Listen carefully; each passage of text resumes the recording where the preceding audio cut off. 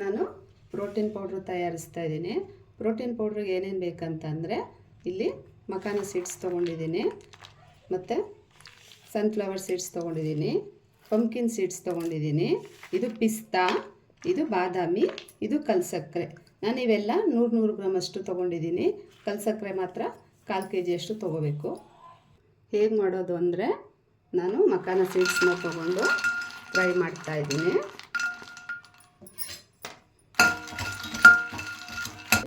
ಇದಾಗಿದೆ, ಮಕಾನ ಸೀಡ್ಸ್ ಆಗಿದೆ.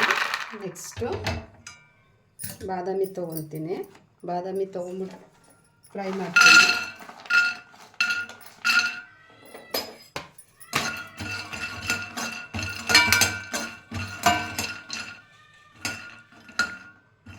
ಇದಾಗಿದೆ, ಇದನ್ನು ಹಾಕ್ಕೊತೀನಿ.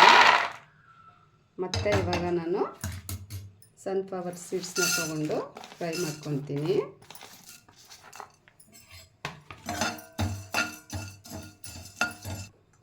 ಇದು ಫ್ರೈ ಆಗಿದೆ.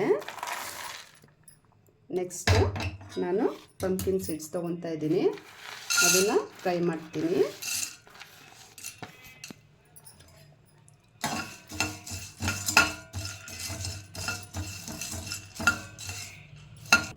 ಇದು ಫ್ರೈ ಆಗಿದೆ.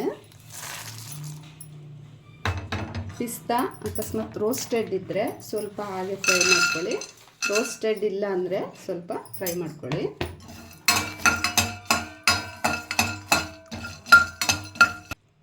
ಇದು ಫ್ರೈ ಆಗಿದೆ. ಎಲ್ಲದು ಒಟ್ಟಿಗೆ ಮಿಕ್ಸ್ ಮಾಡ್ಕೊತಾ ಇದ್ದೀನಿ.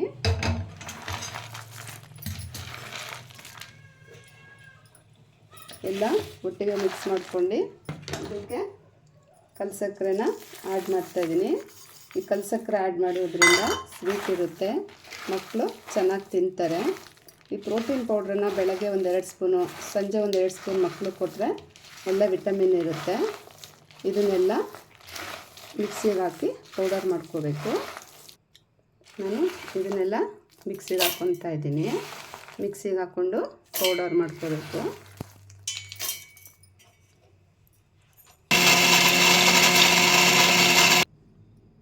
ಪ್ರೋಟೀನ್ ಪೌಡ್ರು ರೆಡಿ ಇದೆ ನೋಡಿ. ಇದು ಮಕ್ಕಳಿಗೆ ಸ್ಕೂಲಿಂದ ಸಂಜೆ ಬಂದಾಗ ಬೆಳಗ್ಗೆ ಟೈಮು 2 ಸ್ಪೂನ್ ಕೊಟ್ಟರೆ ತುಂಬ ವಿಟಮಿನ್ ಇರುತ್ತೆ. ಹಾಗೂ ದೊಡ್ಡವರು ತಿನ್ಬೋದು. ಕೂದಲು ಸಮಸ್ಯೆಗೆ ಮತ್ತು ಮೂಳೆ ಸಮಸ್ಯೆಗೆ ಎಲ್ಲ ಸಮಸ್ಯೆಗೂ ಒಳ್ಳೆಯದಾಗುತ್ತೆ.